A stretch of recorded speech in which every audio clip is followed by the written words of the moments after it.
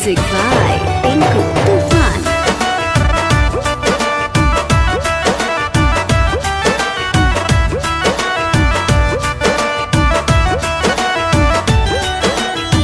विधि के विधनवा कैसे करम ना देखा खिंचले